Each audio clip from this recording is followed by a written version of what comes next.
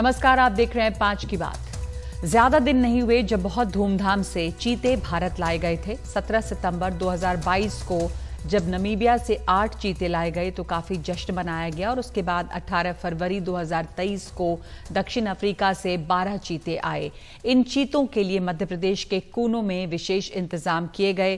पहले इन्हें बाड़े में रखने और फिर धीरे धीरे जंगल में छोड़ने की बड़ी योजना बनाई, क्योंकि जानवरों को नई जगह में रखने की अपनी चुनौतियां हैं, नया माहौल और बदली हुई जलवायु। तो कुल 20 चीते लाए गए, जिनमें से अब तक 8 मर चुके और आज एक और मादा चीता धात्री की मौत हो गई। तो अब कूनो नेशनल पार्क में लाए गए कुल 20 में से 9 चीतों की मौत हो गई है। 27 मार्च को साशा नाम की मादा चीता की मौत हुई।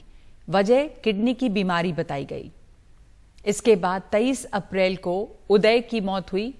9 मई को दक्षा। 23 से 25 मई के बीच कूनो में जन्मे 3 शावकों की मौत हो गई। 11 जुलाई को नर चीता तेजस मृत पाया गया। 14 जुलाई को सूरज नाम के चीते की मौत हुई और आज 2 अगस्त को मादा चीता धात्री की भी मौत हो गई। कारण अभी मालूम नहीं है। ये मामला सुप्रीम कोर्ट भी पहुंचा, जहां पे कल कोर्ट ने इस पर कुछ सवाल उठाए हैं कि इतने कम समय में 40% मौत का आंकड़ा सही नहीं है। तो सुप्रीम कोर्ट ने चीतों की मौत पर यह पूछा है कि सभी चीतों को एक साथ क्यों रखा, सकारात्मक कदम उठाने चाहिए थे। 1 साल से कम समय में इतनी मौतें कैसे हुई? इतने समय में 40% मौत का आंकड़ा ठीक नहीं है। तो सुप्रीम कोर्ट में केंद्र ने अपनी तरफ से ये सफाई दी है। सुप्रीम कोर्ट में केंद्र ने कहा है कि चीतों की मौत प्राकृतिक वजहों से हुई है। मौजूदा जगह पर जीवित रहने की दर कम है। ये मृत्यु दर ज्यादा चिंताजनक नहीं है। मौतों पर अंकुश लगाने के लिए कदम उठाए जा रहे हैं। 50% मौतें जगह बदलने पर सामान्य हैं। तो ऐसा कह रही है केंद्र सरकार। और इस पर हम बातचीत करेंगे जानकारों से, उन लोगों से जो एक लंबे समय से वाइल्ड लाइफ कंजर्वेशन का काम कर रहे हैं, देख रहे हैं। और ऐसे ही एक जानकार हमारे साथ इस समय जुड़े हैं, वाल्मीकि थापर, जो संरक्षणवादी हैं, वन्य जीव विशेषज्ञ हैं। धन्यवाद आपका समय देने के लिए। केंद्र सरकार ने कोर्ट में ये कहा है कि ये जो मौतें हो रही हैं चीतों की, वो बहुत चिंताजनक नहीं है, क्योंकि ये कोर्ट में भी सवाल उठा था। ये कहा जा रहा है कि प्राकृतिक कारणों से ये मौतें हुई हैं। क्या आप मानते हैं, आपको लग रहा है कि ये सामान्य है?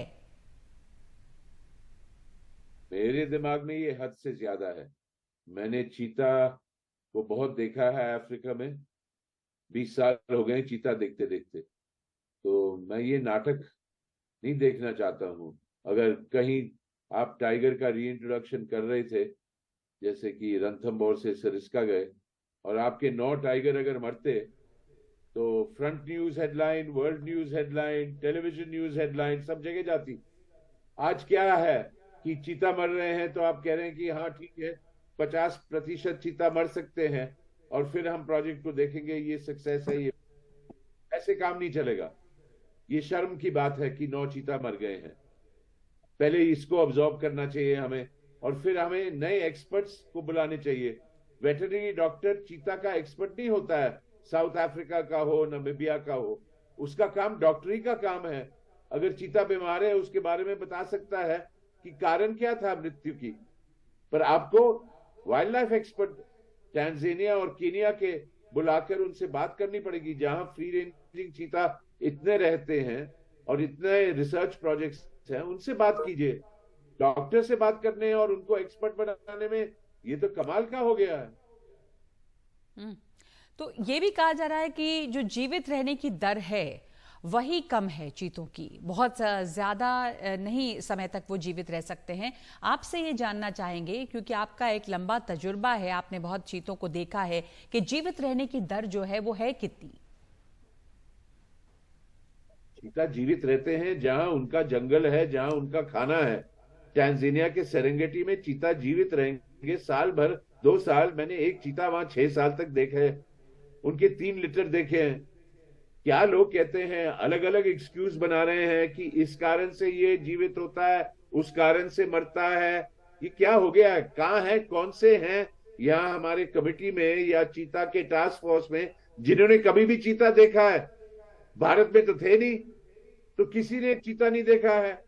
तो आप लोगों अफ्रीका जाके 1 साल आप रहे हैं, कोई है चीता टास्क फोर्स में जो वहां जाके उन्होंने ऑब्जर्व किया है चीता जितना जीवित रहेगा, जहां मृत्यु होगी, बच्चे कितने मरते हैं, कम? हाँ, बच्चे ज्यादा मरते हैं क्योंकि जानवर होते हैं बहुत मारने के लिए। अब आपको देखना पड़ेगा कितना इंफॉर्मेशन आपने ऑब्जर्व किया है चीता के नेचुरल बिहेवियर का, उनकी जरूरतें क्या है, चीता की जरूरत क्या है, ये कोनो जगह ठीक जगह है कि नहीं जगह है। ये पूरे प्रोजेक्ट का प्रीव्यू होना चाहिए, रिव्यू होना चाहिए, और अलग अलग एक्सपर्ट को लाके देखना चाहिए कि ये प्रोजेक्ट आगे कैसे बढ़ सकता है। अगर नहीं बढ़ सकता है, इसको यहाँ बंद करना चाहिए और चीते को कैप्टिव इंक्लोजर में जिंदा रहना चाहिए। और नहीं, 10वां चीता मरा तो ये बहुत शर्म की बात होगी, पूरे दुनिया में शर्म की बात होगी। आप ये नहीं कह सकते कि हाँ मरने दो, एक और मर सकता है, 2 और मर सकते हैं, ठीक है, चीता मरते हैं। ये क्या है? ये तमाशा बना रखा है। आप बिल्कुल सही कह रहे हैं कि ये अच्छी बात नहीं होगी, क्योंकि 9 चीतों की मौत हो चुकी है। जैसा आप भी कह रहे हैं कि पहले ये भी देखना पड़ेगा, इस प्रोजेक्ट को रिव्यू करना पड़ेगा कि क्या ये जगह सही भी है। कोर्ट ने भी एक बात ये टिप्पणी की है कि ये देखना चाहिए कि जगह ठीक नहीं है, क्या इन्हें शिफ्ट किया जा सकता है। पॉलिटिक्स से ऊपर उठकर देखना चाहिए कि क्या इन्हें राजस्थान शिफ्ट किया जाए। आपको क्या लगता है, क्या राजस्थान जैसे राज्य एक बेहतर हैबिटेट हो सकते हैं इनके लिए? राजस्थान बेटर सूटेबल नहीं है फ्री रेंजिंग चीता के लिए। कोई जगह नहीं है मेरे दिमाग में आज की तारीख में जो सूटेबल है कि चीता को वहां रिलीज करके हम देखें कि वो वहां जिंदा रह सकते हैं, क्या कर सकते हैं। अभी सूटेबिलिटी यही है कि आप एक 50 स्क्वायर किलोमीटर का बड़ा इंक्लोजर बनाइए, पूरा इंक्लोजर को फेंस कीजिए, ये 4 से 6 महीने लगेंगे। और जब ये हुआ है तो जो चीते आपके बचे हैं, आज तो 9 मर गए हैं, पता नहीं कितने 4 महीने के बाद कितने और मरेंगे, उनको वहां रखिए और फिर एक स्टडी कीजिए कि कोई जगह ऐसी है भी भारत में जहां ये चीता रिलीज कर सकते हैं। ये बहुत जरूरी है। सुप्रीम कोर्ट को जो विशेषज्ञ हैं इसके बारे में, उनसे 1-to-1 कॉन्वर्सेशन करना पड़ेगा कि ये स्कीम सही है या नहीं सही है, कि ये गलती थी, शुरू से गलती थी, ये देखना पड़ेगा।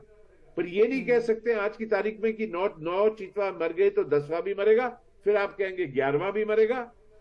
कहीं ना कहीं तो रुकना है। ये मैं आपसे कह रहा हूं कि और चीता की मौत नहीं हो सकती है। बिल्कुल, आप कह रहे हैं कि इस प्रोजेक्ट में शुरू से ही गड़बड़, इसके ऊपर विचार करना चाहिए कि क्या ये सही था। और राजस्थान भी अगर आप ले जाएं तो ज़रूरी नहीं है कि कोई एक वो बेहतर जगह हो, ये देखना पड़ेगा कि क्या इनका ये रीलोकेशन जो था वो सही था। और कहते हैं आप कि ये अगर हम 40% मौतों की भी बात करते हैं तो वो सामान्य नहीं है। ये नहीं कहा जा सकता है कि चिंताजनक बात नहीं है। 40% तक जो ये मौत हुई है ये तो एक्सपेक्टेड थी, अपेक्षित थी। ये इन्होंने अपने प्रोजेक्ट में लिखा है कि 50% डेथ एक्सेप्टेबल है। मैं नहीं समझता हूं कि एक्सेप्टेबल है। मैंने भी तो 400 चीता देखे हैं अफ्रीका में। इन्होंने ये लिखा अपने प्रोजेक्ट में, ये इनकी प्रोजेक्ट की ओपिनियन है, मेरी ओपिनियन नहीं है। तो ये इनकी ओपिनियन है, आपकी नहीं है। हमारे साथ डॉक्टर आबी वानक जुड़े हैं, पर्यावरणविद हैं, जो वाल्मीकि थापर कह रहे हैं कि इस पूरे प्रोजेक्ट को एक बार रिव्यू करने की जरूरत है। क्या ये प्रोजेक्ट शुरू से सही था? जहां पे तंजानिया है, ज़ाम्बिया है, जिन जगहों से भी लाया जा रहा है, क्या ये रीलोकेशन सही था? इसको देखना चाहिए। ये 40% या 50% मौत जो हो रही है चीता की, वो सामान्य नहीं माना जा सकता। आपकी राय? जी जरूर। मुझे भी लगता है कि रिव्यू डेफिनेटली करना चाहिए। और ये मैं काफी अरसों से कह रहा हूँ कि जो पहले तो जो साइट उन्होंने चूज किया था कूनो नेशनल पार्क, वो मेरे ओपिनियन में सही साइट नहीं थी। क्योंकि अगर जो चीटा रीइंट्रोडक्शन प्लान का एक मूल ऑब्जेक्टिव ये था कि इससे ग्रासलैंड्स, इंडिया के ग्रास बचेंगे। लेकिन अगर आप असली में देखने जाए कि इंडिया के सबसे बड़े ग्रासलैंड्स तो हमारे नेशनल पार्क्स और सैंक्चुरीज के बाहर है, उनको कोई प्रोटेक्शन नहीं मिल रहा है। उल्टा उनको वेस्टलैंड कैटेगरी में जाना जाता है। गवर्नमेंट ने उसको वेस्टलैंड कैटेगराइज किया गया है, जैसे कि महाराष्ट्र में है, मध्य प्रदेश में है, राजस्थान वगैरह। तो पहला तो हमको यही देखना है कि ये एरिया सूटेबल है कि नहीं चीटास के लिए। दूसरी बात जो है मोर्टेलिटी की, जो मतलब कि इतनी सारी जो डेथ्स हो रही है चीता की, तो उसमें वैज्ञानिक भी मानते हैं, साउथ अफ्रीकन वैज्ञानिक और नमीबियन वैज्ञानिक वगैरह। मैंने भी साउथ अफ्रीका में चीता की स्टडी की है। तो थोड़ी बहुत चीता सेंसिटिव स्पीसीज तो है ही, उनकी मोर्टेलिटी रेट्स स्पेशली, तो मैं मानता हूँ ये जो 3 कब्स मरे थे वो थोड़ा ज्यादा सरप्राइजिंग नहीं है, क्योंकि कब मोर्टेलिटी काफी हाई होती है, और स्पेशली जब ये जो एक स्ट्रेस सिचुएशन हुआ था, वो फीमेल कैप्टिविटी में थी। तो अभी जो तो ये वो 40% डेथ जो 20 लाए गए उसमें से 9 अब तक मारे गए की मौत हो चुकी है, तो ये जो रेट है ये एक्सपेक्टेड है, ये सामान्य है, ये नेचुरल कारणों के में होता ही है और ये एक्सपेक्टेड था, या ये चिंताजनक है डॉक्टर अभी? ये डेफिनेटली चिंताजनक है, क्योंकि जो स्पेशली कुछ दिनों से, जो लास्ट 1-2 महीनों में, और कुछ देखिए, हर एक चीता का जो मौत है उसको स्पेसिफिकली देखना पड़ता है। जैसे कि कुछ चीताज रेडियो कॉलर के कारण उनको इन्फेक्शन हो गया या उसके कारण मर गए, वो अवॉइडेबल हो सकता था। दूसरा एक और चीता था जो वो जिन्होंने मेटिंग के लिए किडनी छोड़ा था, प्रॉब्लम से भी हुआ है जी। जी हाँ। तो हाँ, जो किडनी प्रॉब्लम थी, देखिए अगेन वो माना जाता है कि वो ऑलरेडी सिक थी, वो चीता जब आई थी तो already भारत उसको में problem क्या था। ये हैबिटेट अगर सही नहीं है कूनो नेशनल पार्क का, सुप्रीम कोर्ट ने कहा कि कहीं और भी देखें, राजस्थान शायद शिफ्ट किया जाए, पर अभी वाल्मीकि थापर कह रहे थे कि राजस्थान भी नहीं सूटेबल है, बल्कि वो सवाल उठा रहे हैं कि रीलोकेशन सही नहीं था। क्या आपको भी लगता है कि रीलोकेशन सही नहीं था? क्या भारत में यहाँ नेचुरल हैबिटेट नहीं है और इसमें इसको रिव्यू करना चाहिए कि क्या ये डिसीजन सही है? हाँ, तो इस बात में मैं ये कहना चाहता हूँ कि एक्चुअली नेचुरल हैबिटेट तो काफी सारा है इंडिया में, लेकिन उसका हमने पूरा निग्लेक्ट किया है काफी सालों से। मतलब कि ऑलमोस्ट 50 ईयर्स से हमने ग्रासलैंड्स और सवाना हैबिटेट्स को निग्लेक्ट किया है। उसके कारण हमारे जो नेटिव स्पीसीज जो ऑलरेडी इंडिया में है, जैसे कि ग्रेट इंडियन बस्टर्ड, वुल्फ, उनके नंबर्स काफी ड्रास्टिकली डिक्लाइन हुए। उसके साथ जो नेटिव हर्बिवोर्स है, जैसे कि ब्लैक बक, चिंकारा, जो अगर हम चीता को रीइंट्रोड्यूस करना चाहते थे तो वो उनका प्रे स्पीसीज होना चाहिए था, ना कि चीतल। तो अगर पहले से ही अगर हमको प्लान करते, तो एरियाज जहाँ पे नेचुरली ब्लैक बक, चिंकारा है या उनका पॉपुलेशन बढ़ा सकते हैं, उन एरियाज पे फोकस करना चाहिए था, उन एरियाज को प्रोटेक्ट करना चाहिए था।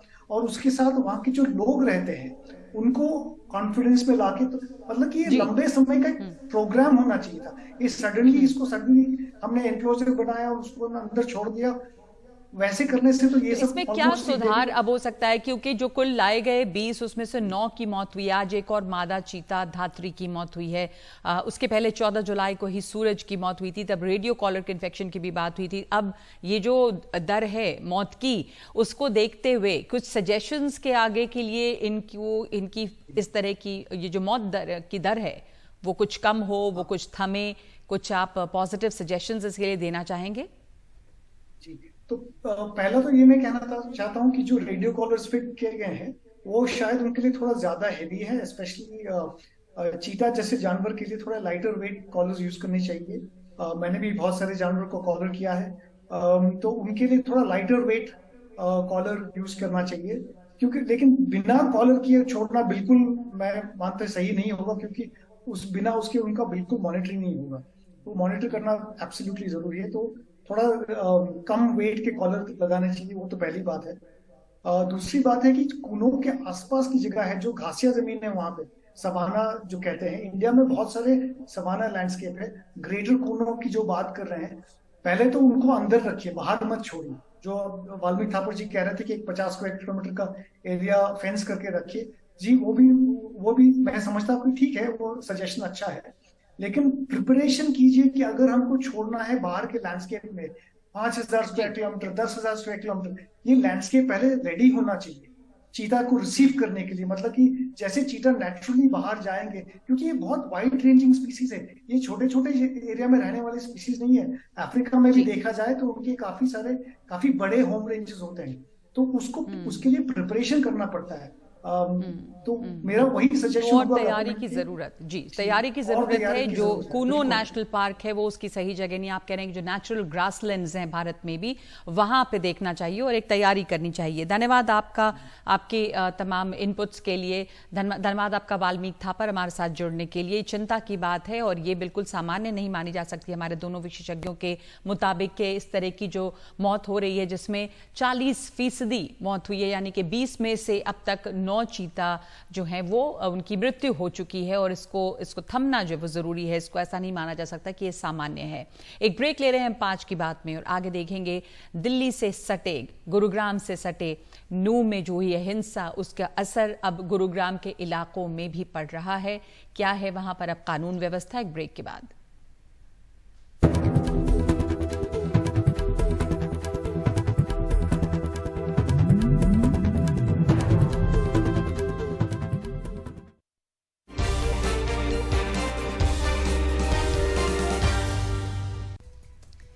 नू में हालात अब धीरे धीरे सामान्य हो रहे हैं। आज दोपहर के 3 बजे से लेकर 5 बजे तक कर्फ्यू में 2 घंटे की ढील दी गई ताकि लोग जरूरी सामान की खरीदारी कर सकें। सोमवार को हुई हिंसा में 6 लोगों की इसमें जान चली गई है। मृतकों में 2 होमगार्ड के जवान और 4 नागरिक शामिल हैं। अब तक हिंसा से जुड़े मामलों में 116 लोगों को गिरफ्तार किया गया है। मुख्यमंत्री खट्टर ने कहा है कि किसी भी दोषी को बख्शा नहीं जाएगा।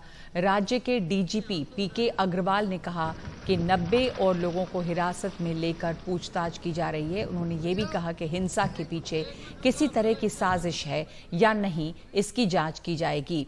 मुख्यमंत्री मनोहर लाल खट्टर ने हेट स्पीच पर कड़ी कार्रवाई के निर्देश दिए हैं।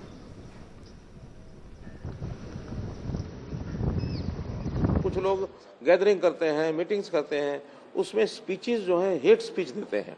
हमने निर्देश दे दिए हैं कि अगर कोई हेट स्पीच देता है उसके खिलाफ कार्रवाई करनी ही है। हमने कोई भी व्यक्ति हो, कोई हेट स्पीच दे, उसके खिलाफ कार्रवाई करो जो बनती है। दूसरा किसी का भी जो लॉस है वो लॉस है तो उसको रिपोर्ट करें, ताकि अभी पुलिस ने भी सारी अपनी सूचियां बनाई है, सारा कर रहे हैं। हम तो क्षतिपूर्ति पोर्टल पर डाल ही रहे हैं, लेकिन वो जानकारी हम ले रहे हैं।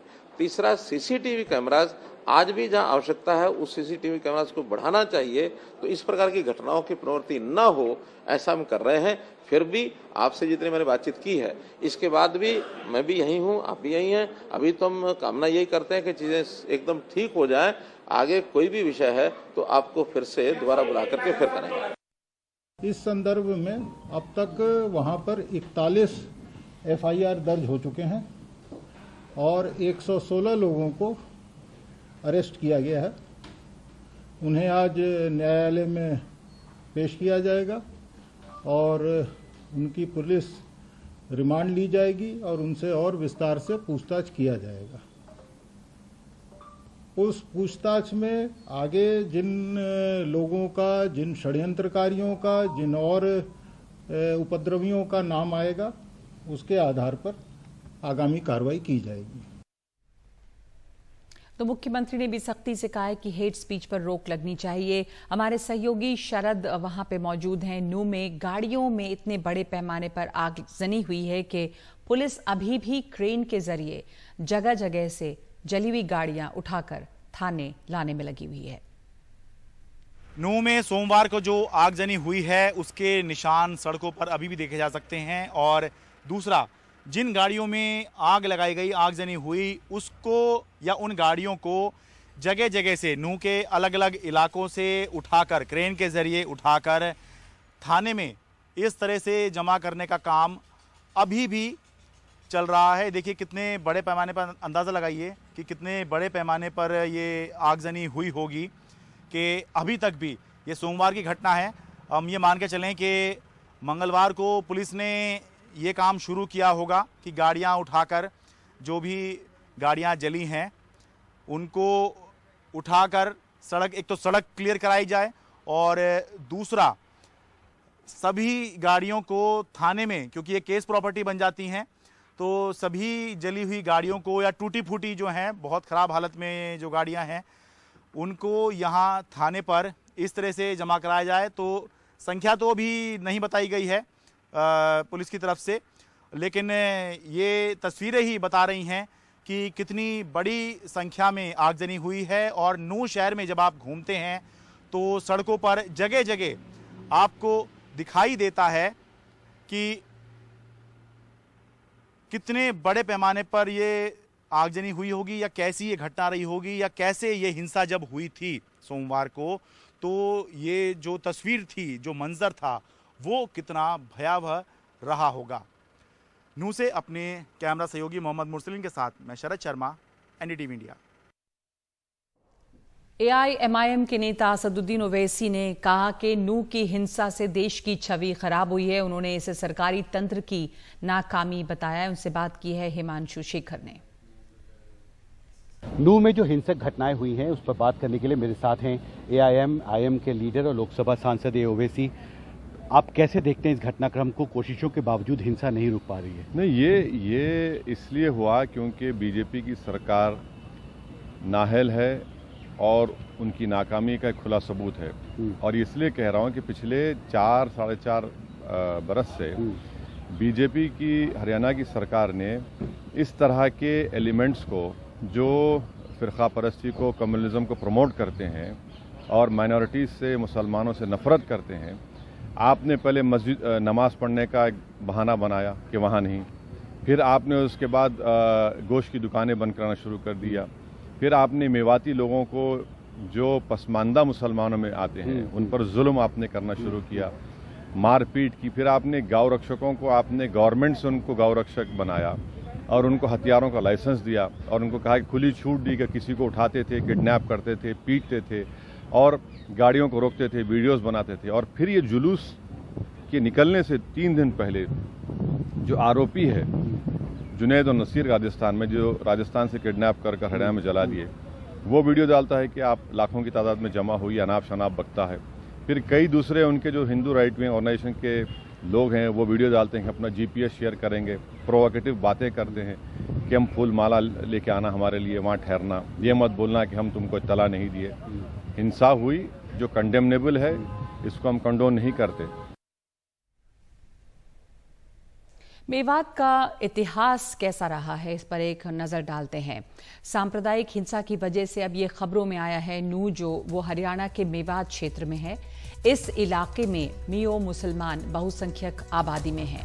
2011 के सेंसस के मुताबिक मुसलमानों की आबादी यहाँ पर 79.2% है, यानी कि लगभग 80%। अप्रैल 2018 में नीति आयोग ने इसे देश का सबसे पिछड़ा जिला माना था, जहां पर शिक्षा दर 54.08% है और लिंग अनुपात 907, यानी हर 1000 पुरुषों पर 907 महिलाएं। वैसे भी हाल ही में हरियाणा राज्य अपने गिरते हुए लिंग अनुपात के लिए खबरों में था।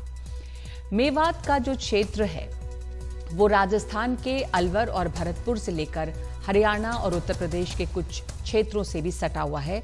2005 में इसे कांग्रेस की भूपेंद्र हुड्डा सरकार ने गुरुग्राम और फरीदाबाद के कुछ हिस्सों को मिलाकर एक जिला बनाया। इसका नाम मियो मुसलमानों के नाम पर मेवात पड़ा, जो यहाँ संख्या बल में ज्यादा है। और अब क्लाइमेट चेंज पर हमारी खास सीरीज, आइए जानते हैं जलवायु परिवर्तन आखिर कैसे हम सबकी सेहत पर असर डालता है।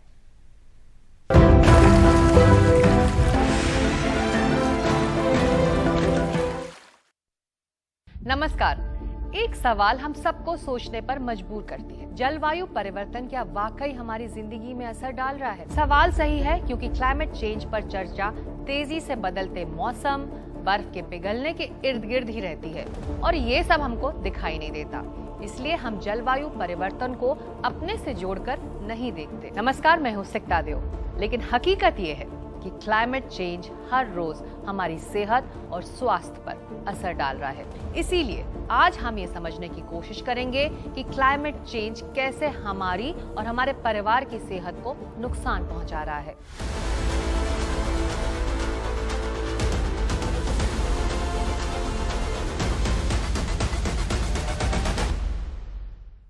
शुरुआत करते हैं हीट स्ट्रोक या हीट एग्जॉशन से। गर्मी की वजह से तबीयत खराब होने को हम कहते हैं हीट स्ट्रोक या हीट एग्जॉशन। पिछले महीने यानी इसी साल जून में तापमान 45 डिग्री के पार था। कई लोगों ने अपनों को हमेशा के लिए खो दिया। बढ़ते तापमान का असर खास तौर से बुजुर्गों के स्वास्थ्य पर दिखाई देता है। बारिश का तय समय पर ना होना पानी की कमी और स्वच्छता से जुड़ी परेशानियों को खड़ा कर देती है, जिससे कॉलेरा और डायरिया जैसी बीमारियां पैदा होती हैं। वायु प्रदूषण से सांस से जुड़ी बीमारियां बढ़ती हैं, जैसे अस्थमा और ब्रोंकाइटिस। तूफान और बरसात का अनुमान लगाना इन दिनों मुश्किल हो रहा है। बहुत ज्यादा बारिश से बाढ़ और जगह जगह पानी भरने से परेशानी खड़ी हो रही है। दिल्ली ने तो बारिश का अपना 40 साल का रिकॉर्ड ही तोड़ दिया। इसमें 19 लोगों की जान भी गई। ऐसे हालात में अस्पताल और हेल्थ केयर सर्विसेज पर भी बोझ बढ़ता है, जैसे कोविड-19 महामारी के वक्त हुआ था। जैसे जैसे हमारे जलवायु और वातावरण में बदलाव आ रहा है, वैसे वैसे महामारी फैलने के खतरे भी बढ़ रहे हैं।